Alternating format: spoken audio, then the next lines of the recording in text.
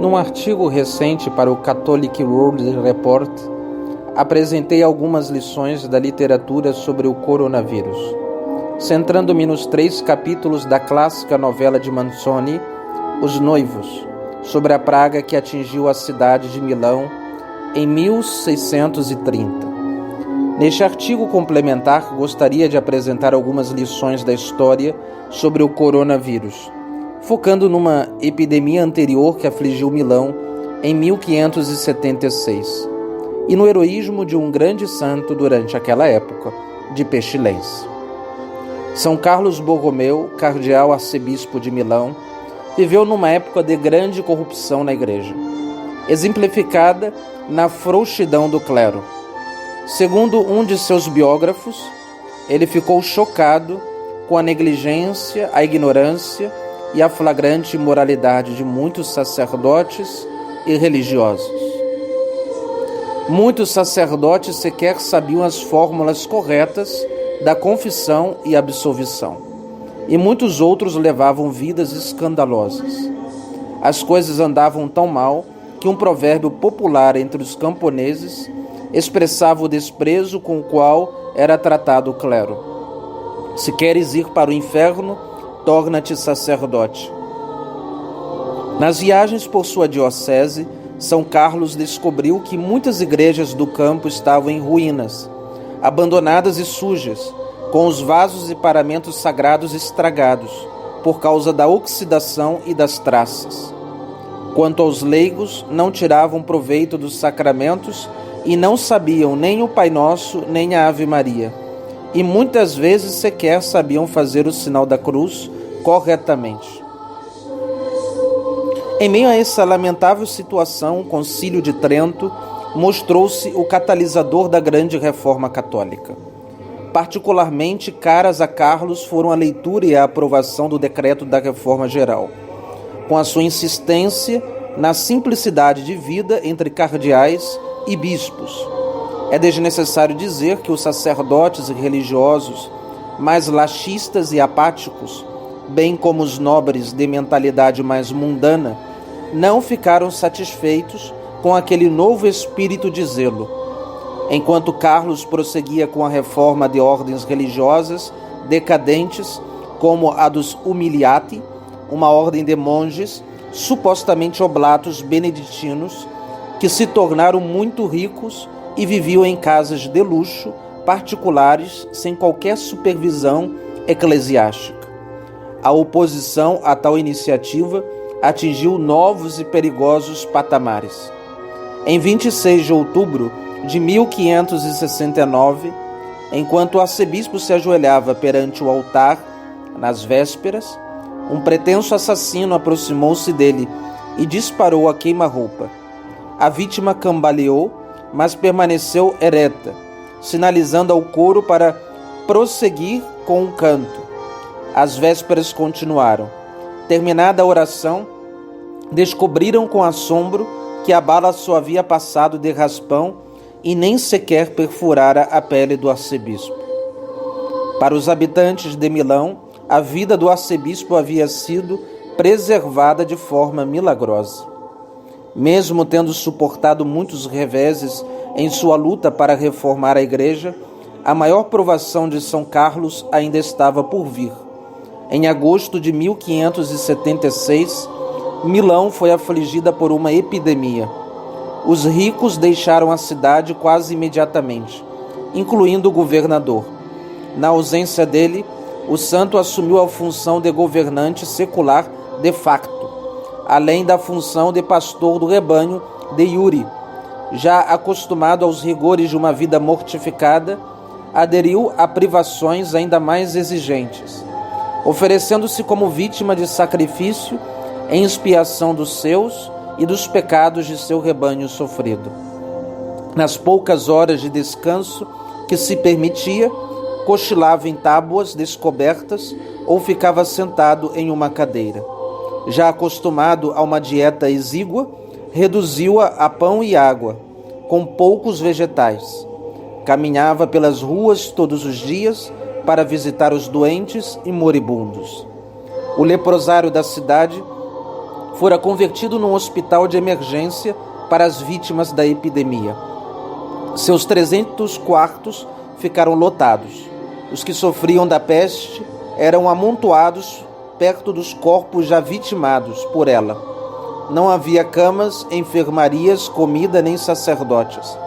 Quando Carlos chegou ao local, olhou horrorizado para os rostos manchados e furiosos, pressionados contra as barras de ferro, implorando por comida, bebida, um sacerdote ou uma bênção.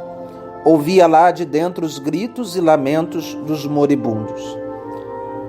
Perplexo e sentindo-se impotente diante da magnitude do problema, mas consciente de que milhares estavam morrendo sem a presença de um sacerdote que ministrasse os últimos sacramentos, o santo arcebispo redigiu testamento e a última vontade da alma, impresso e amplamente distribuído em toda a cidade. Os doentes assinavam um exemplar como se fosse uma apólice de seguro espiritual, afirmando o desejo de receber o sacramento da extrema-unção. O gesto, além disso, servia também como uma confissão de desejo na ausência de um sacerdote. Dessa forma, o santo pastor dava ao rebanho doente uma fórmula de preparação para uma morte santa em circunstâncias difíceis. O testamento declarava que o signatário afirmava o seu desejo de passar desta vida armado com o último sacramento da extrema-unção, e caso não possa recebê-lo por qualquer impedimento ou obstáculo, também o meu desejo e anseio de o receber naquele momento, suplicando à Divina Majestade o favor de ungir os meus sentidos internos e externos com o óleo sagrado de sua infinita misericórdia e que me perdoe todos os meus pecados cometidos por meio da vista, da fala, dos afetos, do olfato, da audição, do tato ou qualquer outro meio. O item 7 do testamento declarava que o signatário se arrependia de seus pecados, de murmuração contra Deus ou a fé católica, ou de ter dado qualquer sinal de mau exemplo, renunciando a todo mal que possa ter feito ou dito. O item 9 dava infinitas graças a Deus por todos os benefícios recebidos pelo signatário, incluindo a vocação para o santo conhecimento dele e de sua verdadeira fé católica.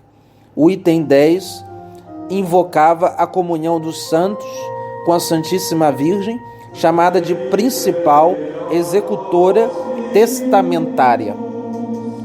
Desejo real e infinitamente, anseio humildemente, que deste meu último desejo e testamento, a gloriosa e sempre Virgem Maria, Mãe de Deus, refúgio e advogada dos pecadores, a quem honro especialmente acima de todos os santos, possa ser a principal executora testamentária junto com esses outros santos, meus padroeiros, aos quais invoco e suplico que estejam presentes na hora da minha morte, que ela e eles possam confortar-me com a sua desejada presença, e imploro ao doce Jesus que receba minha alma na paz.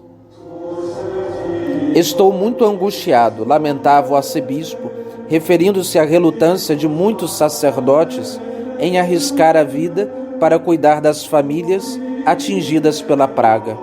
Até alguns dos seus próprios companheiros fugiram e muitos dos que ficaram se recusaram a acompanhá-lo nas visitas aos lares infectados.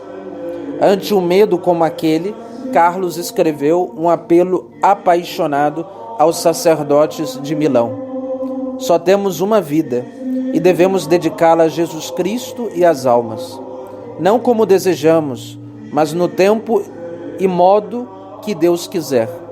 Deixar de fazer isso com a desculpa de que Deus não poderia nos substituir por outros mais capazes de trabalhar por sua glória, seria uma grande amostra de presunção e negligência em relação ao nosso dever de serviço a Deus.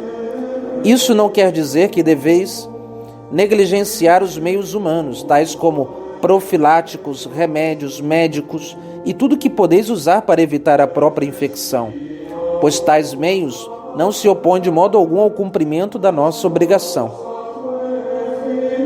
A advertência definitiva foi um chamado ao heroísmo da santidade.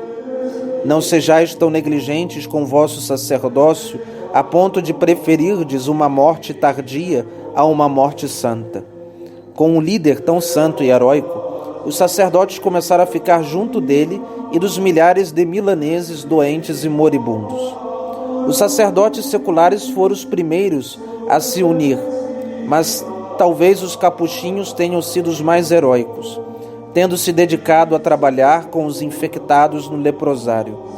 Surpreendentemente, nenhum dos companheiros do arcebispo contraiu a doença.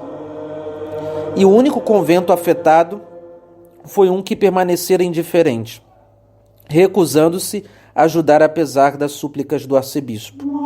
Quanto ao heroísmo do próprio Carlos, temos o testemunho de um capuchinho, o irmão Tiago. Ele vai com frequência ao leprosário para consolar os doentes. Vai a casebres e casas particulares para falar-lhes, confortá-los e suprir-lhes as necessidades. Não tem medo de nada. É inútil tentar assustá-lo. É verdade que ele se expõe bastante ao perigo, mas até o momento ele tem sido protegido pela graça de Deus. Ele diz que não pode agir de outra forma. Realmente a cidade não tem outro auxílio ou consolo. São abundantes as histórias sobre o heroísmo de Carlos. Conta-se que ele andava pelas ruas de Milão numa de suas jornadas diárias, quando ouviu chorar um bebê no que parecia uma casa deserta. Após subir uma escada e entrar por uma janela superior, de onde o som parecia vir, deparou com um bebê vivo, mas angustiado, deitado entre os cadáveres dos pais. Enrolou o bebê quase congelado em sua túnica, desceu a escada e o carregou até encontrar um lar para ele. Abriu uma casa para crianças e a proveu de cabras para que, na ausência das mães, os bebês pudessem ter leite. Depois de 16 meses expiatórios, dominados pela praga e aparentemente intermináveis, a peste finalmente deixou a cidade em 1578. O número de mortos na cidade foi estimado em 17.000, além dos 8.000 que faleceram na zona rural. Além de cuidar dos doentes durante a praga, o arcebispo fundou várias instituições beneficentes como resposta à epidemia, incluindo um albergue para mendigos e sem-teto, orfanatos para meninos e meninas, um lar para prostitutas convertidas, outro para órfãos e também outro para mulheres casadas em busca de proteção contra maridos violentos, o que hoje seria chamado de abrigo para mulheres. Durante os poucos anos que lhe restaram depois do fim da praga, São Carlos Borromeu continuou a praticar o que pregava, inspirando a todos com sua vida de oração e devoção abnegada. Morreu em paz na noite de 3 de novembro de 1584, desejoso do descanso merecido por seus trabalhos. O amor que havia inspirado era evidente pelo fluxo contínuo de milaneses que faziam fila na capela da catedral, em que o seu corpo estava exposto, e pelos milagres atribuídos à sua intercessão. Foi canonizado no dia de Todos os Santos, em 1610. Foi sempre um foco de luz. Disse o panegírico do santo recém-canonizado: nenhuma nuvem de fraqueza ou paixão jamais conseguiu obscurecer aquela luz. Nenhum obstáculo físico conseguiu obscurecê-la. Ele não foi destruído ao deixar este mundo, mas começou uma vida eterna no céu, para de lá iluminar a igreja que amou tão profundamente. São Carlos Borromeu, ora pro nobis.